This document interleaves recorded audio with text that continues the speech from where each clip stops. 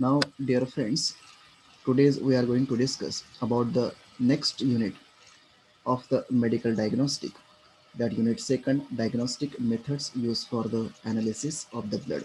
This is the lecture one, and in that unit, step by step, we discuss about the blood composition, then the preparation of the blood smear and a differential leukocyte count. Basically, we select DLC by using the stain. That name is the Leishman stain. Okay, the step by step that points which are going to be discussed. The blood composition already explained here. Then the blood smear and their DLC or the differential leukocyte count.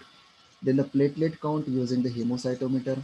And last point in the form of the erythrocyte sedimentation rate, ESR, and the packed cell volume, that is a PCV.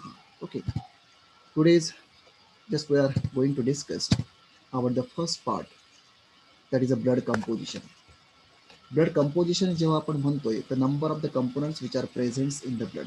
आता कुठले कुठले components present असतात ब्लडमध्ये ते आपल्याला माहिती आहे. एक overall look आपण घेणार आहोत ब्लडबद्दल, की बरेचदा ह्यावर MCQ पॅटर्नने प्रश्न विचारले जातील आहेत, म्हणून थोडंसं कॉन्सन्ट्रेट करायचं.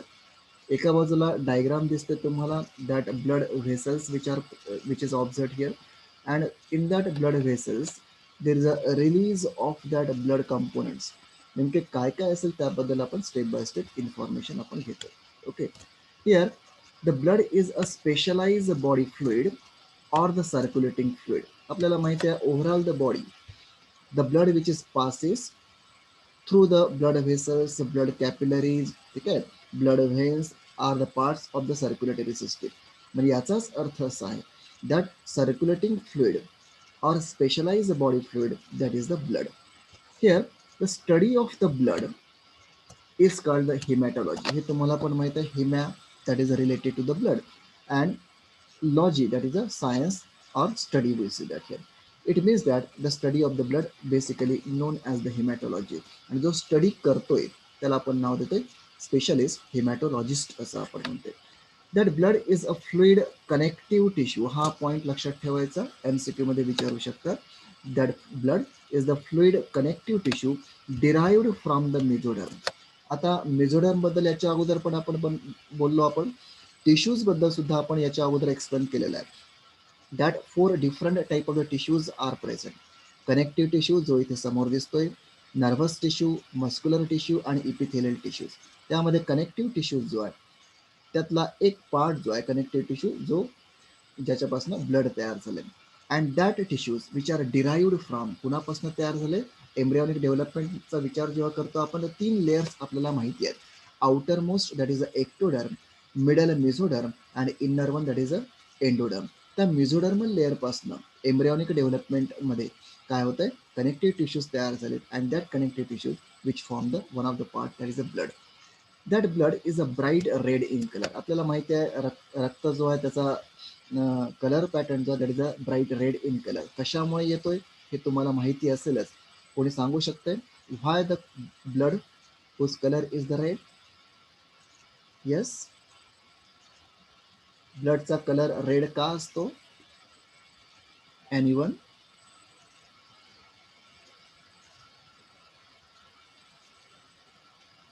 येस, माझं ऐकू येते ना तुम्हाला?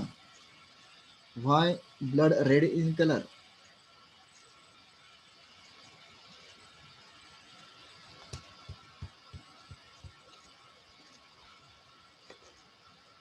त्याचा प्रश्न कळला का तुम्हाला?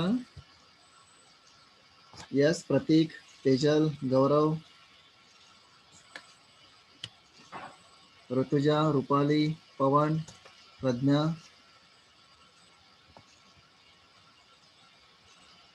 लक्षात येत आहे का मी काय बोल? हिमोग्लोबिनमुळे सर. यस, बराच उशीर लावला. आयन. Ions are present. ठीक आहे, अगदी बरोबर आहे. That blood colour which is observe due to the haemoglobin, that pigment is present. आणि हिमोग्लोबिन जो आहे याला आपल्याला डिव्हाइड करावं लागेल. एका बाजूला हिम आपण ठेवतो आणि दुसऱ्या बाजूला डिव्हाइड करून ग्लोबिन असं ठेवतोय. हिम याचाच अर्थ आहे की आयरन, आणि globin that is a protein.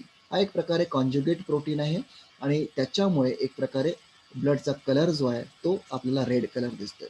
दुसरी महत्वाची बाजू की सगळ्यात जास्त जर असेल कंपोनंट महत्वाचा, दॅट इज अ आरबीसीज असं आपण म्हणतो, आणि एक प्रकारे तो पॅटर्न त्या पद्धतीने दिसतोय. That blood which is a slightly alkaline. आता ऍसिडिटी आपल्याला माहिती आहे आणि बेसिसिटी सुद्धा माहिती आहे. द मिडल जी लेअर जी असते त्याला आपण नाव देतो pH 7 म्हणतो, दॅट इज अ न्यूट्रल. ठीक आहे ना. आणि जर त्याच्यापेक्षा कमी असेल तर इट बिकम्स द ऍसिडिक, आणि त्यापेक्षा जास्त असेल तर आपण अल्कलाईन असं आपण म्हणतोय. तर slightly alkaline pH is observed is of the blood, आणि ते पीएच किती असेल तर 7.4. And it is heavier than the water. डेन्सिटीचा विचार केला तर वॉटरपेक्षा जास्त जड काय असेल तर ब्लड असेल. ठीक आहे. The adult has around 5 litre of the blood which constitute about the 8% of the total body weight. Body वेटच्या जवळपास 8% वेट जे असेल कुणाचं असेल त्या ब्लडचं, overall the body that blood which is observed or flow overall the that body here. आणि around किती लिटर असेल ब्लड जे आपण ब्लड डोनेट करतोय, तर जवळपास 300 ml ची ती बॅग असतं. परंतु ते ओव्हरऑल जर विचार केला तर 5 लिटर ब्लड आपल्या शरीरामध्ये दिसते. It has 4 main components. ब्लडमध्ये 4 महत्वाचे कंपोनंट्स आहेत. कोणते कोणते कंपोनंट्स आहेत? One is the plasma, second one RBC, त्याला आपण रेड ब्लड सेल्स किंवा कॉर्पस्कल्स म्हणतोय. नंतर आहे WBC or the white blood cells, आणि चौथा जो आहे दॅट इज अ प्लेटलेट्स. हे चारही कंपोनंट स्टेप बाय स्टेप आपल्याला बघायचे. ओके. त्यानंतर अजून एक महत्वाचं आहे की हा ब्लड फ्लो जो होतोय सर्क्युलेटरी सिस्टीमचा पार्ट आहे, कनेक्टिव्ह टिश्यू आहे हे आपल्याला माहित आहे, मेझोडर्मल इन ओरिजिन आहे, सगळ्या गोष्टी माहिती आहेत. मग ह्याच्या नंतर तो ब्लड फ्लो कुठून होतोय? That blood which runs through the व्हेन्स, arteries and capillaries. आणि अशा वेळेस त्या ब्लडला आपण नाव देतो होल ब्लड असं आपण म्हणतो. That blood no doubt is the part of the circulatory system which flows through the veins, arteries as well as the capillaries, and that blood basically known as the whole blood, and which contains around 55% plasma and 45% blood cells. Okay. After that, what are the functions? हे blood flow होतोय circulatory system through, वेगवेगळ्या body पार्ट्सकडे जातोय, वेगवेगळ्या body पार्ट्सकडनं जे महत्वाचे इतर organs आहेत तिथपर्यंत पोहोचतोय, हार्टकडनं तो जातोय, हे आपल्याला सगळं माहिती आहे. हे सगळं होत असताना त्याचे महत्वाचे फंक्शन्स काय तेही बघणं आपल्याला गरजेचं आहे. काय काय फंक्शन्स आहेत? फर्स्ट इज अ रेस्पिरेशन, अतिशय महत्वाचा मुद्दा आहे. जो लंग्स मध्ये असणारे छोटे छोटे सॅक जे आहेत त्याला आपण अल्व्हिओलाय असं आपण म्हणतोय. तिथे ब्लड कॅपिलरीज जे आहेत त्या अटॅच असतात एक प्रकारे. Suppose this is the one alveoli, this is the another alveoli. Okay, these are the alveoli are present. आणि या बाजूला जर बघितलं त्याच्या मेम्ब्रेन सोबत ब्लड कॅपिलरीचं एक प्रकारे नेटवर्क आपल्याला दिसतं. ठीक आहे. And through this network of the blood capillaries that blood which is flows. आणि हा ब्लड फ्लो होत असताना ते दोनही मेम्ब्रेन्स म्हणजे कुणाचं त्या अल्व्हिओलायचं मेम्ब्रेन आणि त्या ब्लड कॅपिलरीचं मेम्ब्रेन एकमेकाला कुठेतरी फ्यूज झालाय, जॉईंट झालाय. And through this membrane the oxygen आणि CO2 विच इज ट्रान्सपोर्टेड. आता तिथून कॅरी करण्याचं काम कोण करत असेल? त्या blood capillaries that blood which carry काय करतोय? तर ऑक्सिजन कॅरी करतोय. ठीक आहे ना, लंग्स कडनं आलेलं, आणि ते वेगवेगळ्या बॉडी पार्ट्सकडे प्रोव्हाइड करण्याचं काम करते. त्यासोबतच वेगवेगळ्या ऍक्टिव्हिटीज आपल्या बॉडीमध्ये होत असतात. तिथे वेस्ट मटेरियल कार्बन डायऑक्साईड ज्या गॅसच्या सहाय्याने ते तयार होते, अँड दॅट CO2 जो रिलीज झाला वेगवेगळ्या बॉडी पार्ट्सकडनं तो सुद्धा घेऊन आणण्याचं काम आणि कुणाकडे पोहोचवण्याचं काम करते? त्या अल्व्हिओला पर्यंत पोहोचवण्याचं काम कोण करते? तर that blood. It means that for the respiration blood which is very important that transporting the oxygen as well as the CO2 हिअर. After that the next one is the transport the nutrients to the tissues and the organ. आता जेही आपण food material खात असतोय तर तो elementary कॅनलमध्ये जात आहे फूड मटेरियल, ते व्यवस्थितपणे स्टेप बाय स्टेप डायजेस्ट होत आहे, म्हणजे ब्रेकडाऊन होत आहे. आणि ब्रेकडाऊन झाल्यानंतर काय होतंय? तर ते ॲब्सॉर्ब केलं जातं इंटेस्टाईनमध्ये. ॲब्सॉर्ब केल्यानंतर काय होतं? तिथेच राहतं का फूड मटेरियल? तर नाही, ते वेगवेगळ्या बॉडी पार्ट्सकडे पोहोचवल्या जाते. मग कुणा थ्रू? मीडिया काय आहे? लिक्विड मीडिया पाहिजे. मग लिक्विड मीडिया कोण असेल? तर blood. That provide collect the nutrients from that digestive part, specially that integument, sorry काय that what we intestine, and from that intestine they collect that nutrients and transport it to the various body parts here. Specially दोन ठिकाणी ते store केलं जातं glucose जे ग्लायकोजनच्या रूपामध्ये असं आपण म्हणतो. एक आहे लिव्हर आणि दुसरा आहे मसल्स. इथे सुद्धा एक प्रकारे ट्रान्सपोर्टेशनचं काम करत असते that nutrients. After that third one that is a carrying the cells and the antibodies that fight the infection. जे आता सध्या कोरोनाचा पिरियड आहे किंवा साधा आपल्याला सर्दी झाली असेल, खोकला झाले असेल किंवा इतर फिवर आहेत मायक्रो ऑर्गॅनिझममुळे झालेलं असेल, अशा वेळेस काय होतंय की त्या जिथे इन्फेक्शन झालं असेल तिथपर्यंत सेल्स पोहोचवण्याचं काम हा मीडिया करते, दॅट इज अ ब्लड करतोय. त्या सेल्स म्हणजे एक प्रकारे काय अँटीबॉडीज आहेत, ठीक आहे ना, which fight against to that of the infection which may be carried by the micro organisms or any other media here. Okay. Next point is that bringing the waste products to the kidneys and liver which filter and clean the blood here. हे सुद्धा महत्वाचं आहे. वेगवेगळे body parts कडनं waste material आणण्याचं काम करते, जसं CO2 मगाशी आपण बघितलंय. त्यासोबतच इतर वेस्ट मटेरियल जे आहेत किंवा टॉक्सिक मटेरियल्स आहेत वेगवेगळ्या बॉडीकडनं तयार झालेले, ते टॉक्सिक मटेरियल कलेक्ट करण्याचं काम आणि किडनीकडे नेण्याचं काम किंवा लिव्हरपर्यंत पोहोचवण्याचं काम ते करत असतात. त्याच्यामुळे बॉडी एक प्रकारे क्लीन ठेवते. Last point related to the transportation of the hormones from the endocrine glands. दोन प्रकारच्या ग्लँड्स आपल्याला माहिती आहे, एक आहे एंडोक्राइन ग्लँड आणि दुसरी असते एक्झोक्राइन ग्लँड. दोघांमध्ये फरक काय आहे, तर एंडोक्राइन ग्लँडला डक्ट नसतं आणि एक्झोक्राइन ग्लँडला डक्ट असतं, ठीक आहे ना. दॅट इज त्याच्या थ्रू ते बाहेर टाकलं जातंय. एंडोक्राइन ग्लँडचं सिक्रेशन जे आहे त्याला आपण हार्मोन असं आपण म्हणतोय आणि एक्झोक्राइन ग्लँडचं सिक्रेशन त्याला आपण फेरोमोन असं आपण म्हणतो. हा दुसरा डिफरन्स. एंडोक्राइन ग्लँड्स त्याचं सिक्रेशन डायरेक्ट ब्लडमध्ये जात आहे आणि एक्झोक्राइन ग्लँडचं सिक्रेशन जे आहे हे शरीराच्या बाहेर जातं, म्हणजे त्याला होलटाईल असं आपण म्हणतो, ठीक आहे. एंडोक्राइन ग्लँड जे आहेत इथे एक प्रकारे त्याचं सिक्रेशन हार्मोनच्या रूपामध्ये ब्लडमध्ये एकदा रिलीज झालं की ते व्यवस्थित त्या महत्वाच्या ऑर्गन्सपर्यंत पोहोचवतं आणि त्याला स्टिम्युलेट करत असते. हे झाले ट्रान्सपोर्टेशन. सेकंड मुद्दा जो आहे ब्लडच्या रूपामध्ये functions, that is a regulation. Regulation of the pH जी आहे 7.4 आपल्याला माहिती आहे ब्लडची पीएच. ती बॉडीची जी पीएच आहे किंवा ब्लडची पीएच ती मेंटेन करण्याचं काम करत असते. टेम्परेचर सुद्धा बॉडीचं मेंटेन करण्याचं काम करते. त्यासोबतच वॉटर कंटेंट ज्या प्रत्येक सेलमधलं प्रोव्हाइड करणे किंवा त्यातलं कमी करण्याचं काम आणि एक प्रकारे वॉटर लेवल मेंटेन करण्याचं काम ते करतंय. Forming the blood clots to prevent excess blood loss. आता हा जास्त महत्वाचा आहे. समजा आपल्याला कुठेतरी जखम झाली असेल तर तिथून ब्लिडिंग होते, ब्लड बाहेर पडतंय. पण कालांतराने जर बघितलं तर तिथून ब्लिडिंग होते म्हणजे ब्लड तिथनं बाहेर पडतंय. कालांतराने जर बघितलं थोड्या वेळानंतर तर तिथून आपोआप ब्लड येणं थांबतंय. म्हणजे काय, तर काही सेल्स ज्या आहेत महत्वाच्या त्या डेस्टिनेशन पर्यंत, त्या इंजुरी किंवा जखमपर्यंत पोहोचवण्याचं काम कोण करतंय, ब्लड करतंय. आणि हळूवारपणे एक प्रकारे नेटवर्क तिथे तयार करते. म्हणजे एक प्रकारे ब्लड क्लॉटिंग होणे हे जास्त महत्वाचं आहे to prevent the excess blood loss to that of the injury care. तिसरा महत्वाचा मुद्दा दॅट इज अ प्रोटेक्शन. काय प्रोटेक्ट करतंय ते आपण बघूया. Carrying the cells and antibodies that fight the infection. जे आपण म्हटलंय, जे मायक्रो ऑर्गॅनिझम आपल्या बॉडीमध्ये येत असेल आहे किंवा टॉक्सिक मटेरियल आपल्या बॉडीमध्ये येत आहे, ठीक आहे, तर त्यांना हाकलून लावणे किंवा त्याला तिथेच मारून टाकण्याचं काम कोण करते, तर काही सेल्स ज्या ब्लडमध्ये असतात त्याला आपण नाव देतो अँटीबॉडीज असं आपण म्हणतो, ठीक आहे. हे सुद्धा आपल्याला नंतर बघायचं आहे. Reservoir of the substances like water as well as electrolytes. जसं एक उदाहरण घेतलं की दॅट इज डायरिया. आपल्या शरीरातलं पाणी कमी होतं म्हणजे आपल्या शरीरामध्ये असणाऱ्या ज्या पेशी आहेत, सेल्स आहेत, त्यामध्ये पाणी कमी होते, त्याची कमतरता जाणवतं आणि ते पाणी जे सगळं बाहेर पडतंय लॅट्रिनच्या रूपामध्ये किंवा व्हॉमिटिंगच्या रूपामध्ये, उलटी येतात. अशा वेळेस काय होतं, ठीक आहे, अशा वेळेस आपल्या बॉडीमध्ये इलेक्ट्रोलाइटची संख्या पण कमी होऊन जाते आणि ज्यावेळेस डॉक्टरकडे जातो तर डॉक्टर सलाईन लावतात. कशाची सलाईन असतात, तर एक प्रकार नावच आहे त्याचं सलाईन. सलाईनमध्ये असतात इलेक्ट्रोलाइट, सोडियम आणि पोटॅशियम, ठीक आहे. सोडियम आहेत, पोटॅशियम अशा प्रकारचे आयन्स आहेत, कॅल्शियम आहे, क्लोराइड्स आहेत. असे जे आयन्स आहेत फार महत्वाचे आहेत.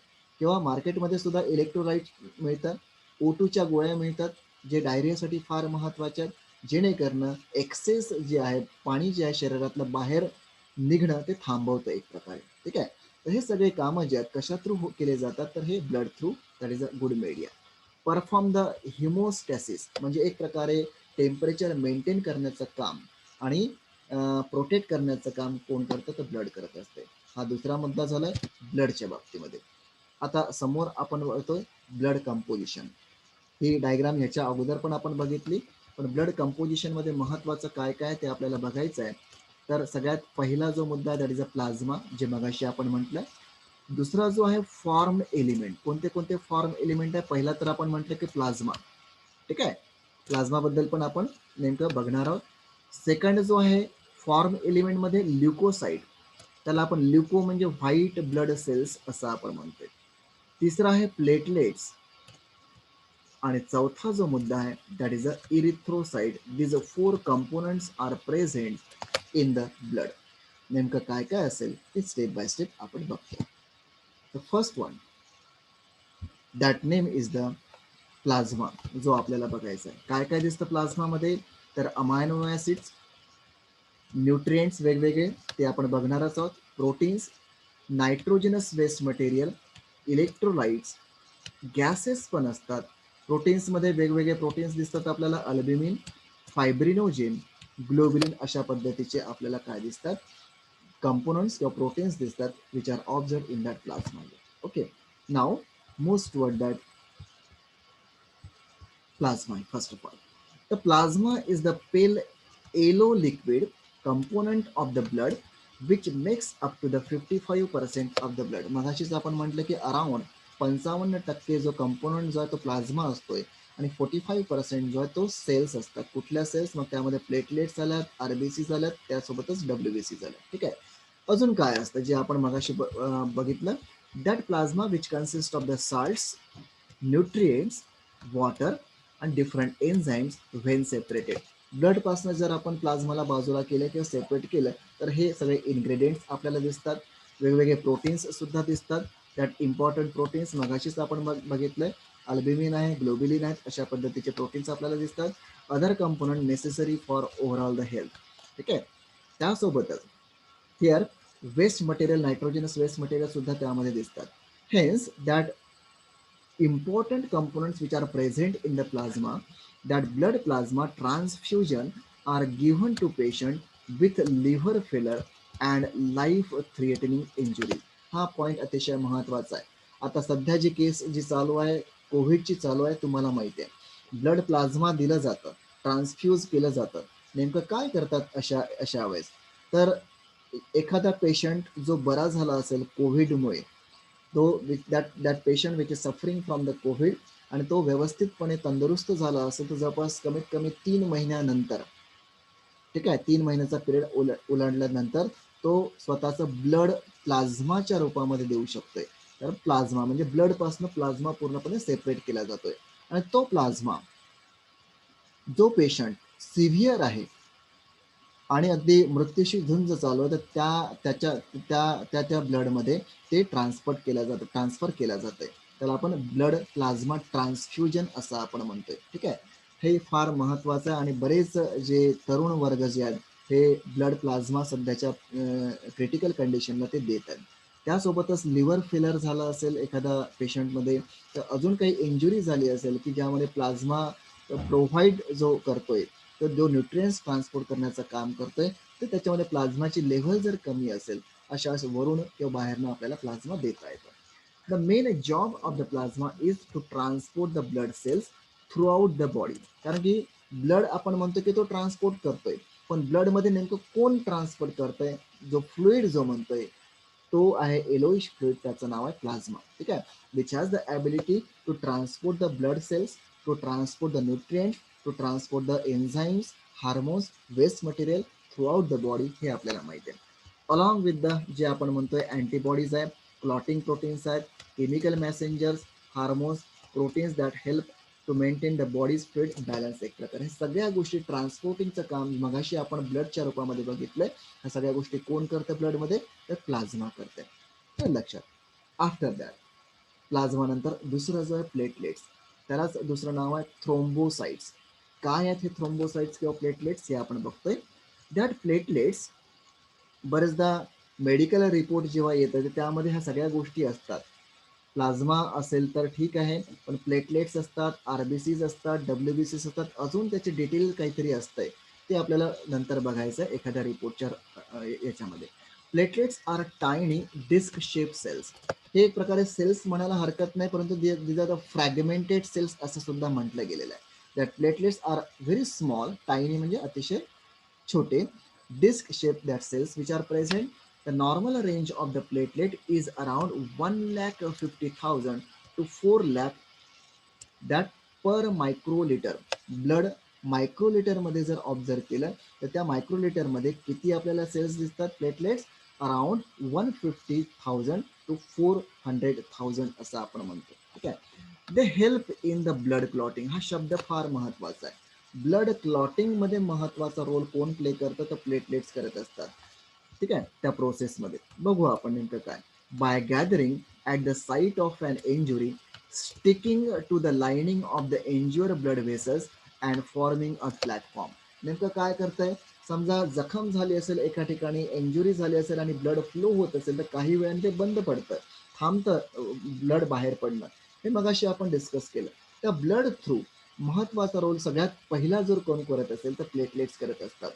तर ते ब्लड क्लॉट करणारे जे मेंबर्स आहेत किंवा काही सेल्स आहेत ते येण्या अगोदर सगळ्यात पहिले एक प्रकारे नेटवर्क, तिथे सगळे प्लेटलेट जे आहेत त्या इंजुरीच्या ठिकाणी त्या ब्लड व्हेसल्स जिथे ओपन झालेले असेल तिथे ब्लॉक करतात, म्हणजे एक प्रकारे नेटवर्क तयार करतात, सगळे जमा होतात तिथे बऱ्याच अंशी त्या प्लेटलेट्स आणि ते form the platform of the network. त्याच्यामुळे बऱ्याच अंशी ब्लड फ्लो किंवा बाहेर पडणं बंद होऊन जाते. This results in the formation of the fibrin clot.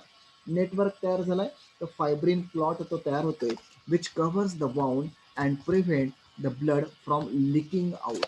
जे बाहेर ब्रेक होऊन ब्लड बाहेर पडलं होतं, उझिंग असं आपण म्हणतोय, ते लीक होणं बंद होतं. कशामुळे, with the help of the platelets. Next one. A higher than normal number of the platelets can cause unnecessary clotting.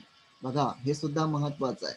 एखादा पेशंट असेल आणि त्याचं जर ब्लड एक प्रकारे रिपोर्ट जर घेतली आणि प्लेटलेटचा नंबर जर जास्त असेल कुणापेक्षा 150,000 टू 400,000, तर 4 लाख किंवा 400,000 पेक्षा जास्त असेल पर मायक्रोलिटर मध्ये कुणाचा नंबर, प्लेटलेटचा, तर that cause unnecessary clotting, which can lead to strokes, heart attack or clotting in the blood vessels. काय म्हटलं गेलं, लक्षात आलंय. 4 लाखापेक्षा जास्त संख्या असेल त्या प्लेटलेटची त्या पेशंटच्या बॉडीमध्ये, तर क्लॉटिंग भरपूर मोठ्या प्रमाणात होत असेल. कशाशी रिलेटेड आहे, मग ते स्ट्रोक्स असेल, ब्रेन स्ट्रोक असं आपण म्हणतोय, हार्ट अटॅक असेल, तर clotting in the blood vessels ह्या गोष्टी त्याच्या त्या पेशंटमध्ये आढळून येतात आणि त्या कंडिशनला आपण नाव देतोय, दॅट इज अ थ्रोम्बोसायटोसिस. ठीक आहे. त्याच्या उलट संख्या, आता इथे जर प्लेटलेट्सची संख्या नॉर्मलपेक्षा जास्त असेल तर थ्रोम्बोसायटोसिस होईल. ठीक आहे. आणि जर लोअर असेल than the normal count, normal count किती आहे, 1,50,000 पेक्षा कमी जर असेल समजा, can lead to the extensive bleeding from eyes, gums, bladder or injured body parts. आणि ब्लिडिंग कंटिन्युअस होईल. ठीक आहे. एक्सटेन्सिव्ह ब्लिडिंग, अतिशय जास्त प्रमाणात ब्लिडिंग होईल. And this condition that is अ थ्रोम्बोसायटोपेनिया असं आपण म्हणतोय. वर काय झालं, तर खूप जास्त प्रमाणात प्लेटलेट्स वाढल्या आणि तिथे ब्लॉकिंग झालंय, क्लॉटिंग झालंय एक प्रकारे. कुठे, ब्लड व्हेसल्समध्ये. मग ते ब्रेनशी रिलेटेड असेल तर स्ट्रोक आलाय, हार्टशी रिलेटेड असेल तर हार्ट अटॅक किंवा इतर जे ब्लड व्हेसलमध्ये क्लॉटिंग झालंय, त्या प्रोसेसला आपण नाव देतोय थ्रोम्बोसायटोसिस. आणि ही जी आहे थ्रोम्बोसायटोपेनिया, याला आपण काय म्हणतोय, प्लेटलेटची संख्या कमी झाल्यामुळे ब्लिडिंग कंटिन्युअस होईल. मग ते आईज आहेत, गम्स आहेत, ब्लॅडर आहेत किंवा इतर इंज्युअर्ड बॉडी पार्ट्स जे असतील आहेत, तर हे अतिशय महत्वाचं पार्ट आहे, that is a platelets. Okay. Third one, that is a RBCs. We say that red blood corpuscles or red blood cells or erythrocytes असं आपण म्हणतोय. बघू आपण नेमकं काय काय असेल. They are the most abundant cell in the blood, about 40 to 45% of its volume. सगळ्यात जास्त संख्येने सेल्स कुठल्या असतील तर आरबीसीज असतात. सगळ्यात जास्त कंपोनंट कोण असेल तर प्लाझ्मा आहे आपल्याला माहिती आहे, विच अकोपाय अराउंड द 55% व्हॉल्यूम. आणि आरबीसी मध्ये सेल्समध्ये जर बघितलं सगळ्यात जास्त संख्या कुणाची असेल तर आरबीसीची. That erythrocytes are the RBCs are round and have a biconcave shape as they have no nucleus. तीन गोष्टी इथे म्हटलेल्या आहेत. हुज सर्क्युलर शेप, राऊंडेड असं आपण म्हणतो. बाय कॉन्केव्ह, कॉन्केव्ह माहिती आहे. आता ही जी सेल जी दिसते तर इथे मधला जो भाग आहे खोलगट दिसतो, त्याला आपण कॉन्केव्ह असं आपण म्हणतोय. पण ही एक बाजू झाली. याला जर उलटून दुसऱ्या बाजूला जर बघितलं तर परत एक खोलगट असा भाग दिसेल आपल्याला दोन्ही बाजूला, आणि म्हणून याला आपण नाव देतो बाय कॉन्केव्ह. जो फिजिक्समध्ये बाय कॉन्केव्ह मिरर तुम्ही बघितला असेल तो, ठीक आहे. Production of the here another situation, they have no nucleus. ही एकमेव अशी सेल आहे आपल्या बॉडीमध्ये की ज्यामध्ये न्यूक्लियस अबसेंट असतो. बाकी सगळ्या सेल्स आहेत त्या सगळ्या सेल्समध्ये न्यूक्लियस आपल्याला प्रेझेंट दिसते, ठीक आहे. काय कारण असेल ते आपण नंतर बघणार आहोत. Production of the red blood cells कोण प्रोड्यूस करते? आरबीसीची ही सुरुवात जी आहे की सिंथेसिस ऑफ द आरबीसीज कुठे होते ते आपल्याला इथे बघायचं आहे. That production of the cell which is controlled by the erythropoietin, ही एक प्रोसेस आहे. या प्रोसेसमध्ये हा महत्वाचा हार्मोन जो आहे तो इन्व्हॉल्व्ह होतोय आणि तो एक प्रकारे आरबीसीची संख्या किती असायला पाहिजे हे मेंटेन करण्याचं काम करतोय.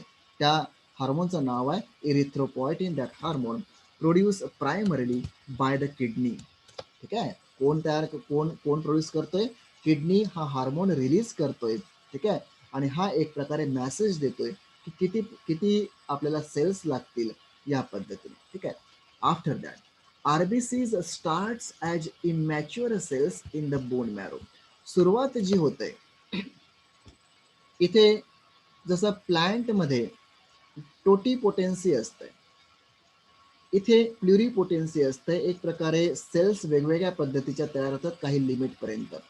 तर हे कुठे होतं? तर बोन मॅरो. बोन मॅरो म्हणजे नेमका कोणता? तर आपला जो थाय बोन जो आहे, जो लेगचा पहिला मोठा बोन जो आहे, ठीक आहे, त्याला आपण थाय बोन असं आपण म्हणतोय. त्यामध्ये खऱ्या अर्थाने मोठ्या प्रमाणामध्ये bone marrow means the internal cavity, त्या बोनमध्ये असणारी कॅव्हिटी, खूप सारे न्यूट्रिएंट्स असतात, एक प्रकारे मशिनरी आहे आणि वेगवेगळ्या प्रकारच्या सेल्स त्या तयार करत असतात, ज्या ब्लड सेल्स स्पेशली आपण म्हणतोय. त्यामध्ये आरबीसी ज्या ह्या सेल तयार करतात आणि एकदा ते ब्लडमध्ये आल्यानंतर ते मॅच्युरिटी त्यांची होते. After approximately 7 days of maturation are release into the blood stream. Blood स्ट्रीममध्ये ते रिलीज केल्या जातात. किती दिवसानंतर? 7 दिवसानंतर from the bone marrow. The RBCs survives on an average about the 120 days. हा जास्त महत्वाचा भाग आहे, एमसीक्यू मध्ये विचारू शकतात, ठीक आहे. 120 दिवस फक्त ती जगू शकतं एक सेल, आणि त्यामुळे वारंवार त्यांना काय तयार करावं लागतात? आरबीसीस तयार करावं लागतात. कुठून? तर बोन मॅरो थ्रू. कशा थ्रू? हार्मोन एक प्रकारे स्टिम्युलेट करतोय त्या बोन मॅरोमध्ये इरिथ्रोपोएटिन नावाचा हार्मोन, की जेणेकरून आरबीसीची संख्या वाढायला पाहिजे, ठीक आहे. तर त्याची जे ॲव्हरेज लाईफ स्पॅन आहे आरबीसीचा तो किती आहे? ओनली 120 days आहे. नंतरचा पार्ट आरबीसी बद्दल काय म्हणतंय? That RBCs are erythrocytes which contain a protein. कुठला प्रोटीन आहे? मगाशीच तुम्ही सांगितलं, that name is the haemoglobin, which helps to carry the oxygen from the lungs and rest of the body and then return the carbon dioxide from the body to the lungs. मगाशी आपण explain केलेला आहे की एक प्रकारे रेस्पिरेशनमध्ये हा महत्वाचा component जो जो आरबीसीमध्ये आरबीसीमध्ये प्रेझेंट असतोय, which carries or transportation is of the oxygen and the CO2 from the lungs or toward the lungs here. ठीक आहे. Next point is that the percentage of the whole blood volume that is made up of the red blood cells is called the hematocrit. हा शब्द जो आहे याच्या अगोदर आपण ज्यावेळेस जेव्हा आपण ओव्हरलुक केलं होतं सिलेबस आपलं, त्यावेळेस हा शब्द आला होता हिमॅटोक्राईट. हिमॅटोक्रिट म्हणजे याचा अर्थ काय? तर टोटल आरबीसीज व्हॉल्यूम असं आपण म्हणतो. याचा पर्सेंटेज किती असायला पाहिजे हे तिथे दिलेलं आहे. हा पार्ट जो आहे हा परत आपण रिपीट करणार आहोत, ठीक आहे, नंतरच्या टॉपिकमध्ये. And is a common measure of the RBC level. आरबीसीची लेव्हल किती आहे तर हिमॅटोक्रिट याच्या सहाय्याने आपल्याला काउंट करता येतं. A healthy adult has around 5 millions per microlitre is of the erythrocyte. एका मायक्रोलिटरमध्ये किती सेल्स असतील आरबीसीच्या, तर त्या असतील अराउंड 5 मिलियन्स. ठीक आहे. आता नॉर्मल रेंज जी मेनमध्ये आणि वुमनमध्ये आपल्याला दिसते, किती आहे मेनमध्ये, तर 4.7 to 6.1 मिलियन सेल्स पर मायक्रोलिटर. आपण हिमोग्लोबिनची लेवल मोजत नाहीये, आपण आरबीसी काउंट करतोय. मेलमध्ये आणि फिमेलमध्ये व्हॅरी राहिलाय आणि फिमेलमध्ये नक्कीच कमी राहिलाय. त्याचं कारण असं की विच इज कनेक्टेड, एक प्रकारे हिमोग्लोबिनची लेवल आणि आरबीसीची level which is connected to the menstruation cycle or the MC period असं आपण म्हणतोय, which is observe in the normal woman's. ठीक आहे. In case of the men that 4.7 to 6.1 million cells which are present per microlitre. आणि तीच range वुमनमध्ये किती आहे, 4.2 to 5.4 millions per मायक्रोलिटर. ठीक आहे. ही लेवल झाली. त्यानंतर if the RBC cells are lower in number, हे होऊ शकतंय. बरेचदा काही इन्फेक्शन झालं असेल तर आपले ब्लडमध्ये त्याचा इम्पॅक्ट होईल आहे, वेगवेगळ्या बॉडी पार्ट्सकडे इम्पॅक्ट होईल हे आपल्याला माहिती आहे. आणि हे सगळं होत असताना समजा आरबीसीची लेव्हल जर कमी झाली असेल तर काय होईल आहे, then the condition that name is the anaemia. हा सुद्धा मुद्दा लक्षात ठेवायचा. ठीक आहे. ॲनिमिया अनेक टाईप्सची आहे, त्यामध्ये रक्ताची बिमारी असं आपण म्हणतो. आणि रक्ताची बिमारी नेमकं कशामुळे झाली असेल, lower the number of the RBCs here in the blood here. This means your blood has lower RBCs than the normal haemoglobin level here. ठीक आहे ना. एक प्रकारे हिमोग्लोबिन, आरबीसी कमी झाले म्हणजे हिमोग्लोबिन कमी झालंय, हिमोग्लोबिन कमी झालंय म्हणजे रेस्पिरेटरी प्रॉब्लेम्स आलेत. ठीक आहे. रेस्पिरेटरी प्रॉब्लेम्स आले, त्यासोबतच एक प्रकारे सर्क्युलेटरी प्रॉब्लेम्स आलेत. इतर वेगवेगळ्या ऑर्गन्सवर सुद्धा न्यूट्रिएंट्स पोहोचवण्याचं काम कमी झालंय आरबीसीची संख्या कमी झाल्यामुळे. आणि त्याच्यामुळे अशक्तपणा असणे, चक्कर येणे, एक प्रकारे फील करणे, ताप येणे, ह्या सगळ्या गोष्टी ज्या आहेत याच्यामुळे होतात. दुसरं एक आहे सिकल सेल ॲनिमिया. आपण याच्या अगोदर म्हटलं की ज्या आरबीसीज आहेत एक प्रकारे राऊंड असतात, सर्क्युलर किंवा डिस्क शेप असतात. तर सिकल म्हणजे कोयता किंवा विळा असं आपण म्हणतो, जो गवत कापण्यासाठी जे शेतकरी लोक वापरतात. ठीक आहे ना. तर ती सेलचा साईज आहे तो या पद्धतीने होतो, एक प्रकारे असा. आता विचार करायचा आहे की आरबीसीचं महत्वाचं फंक्शन काय, कॅरियर.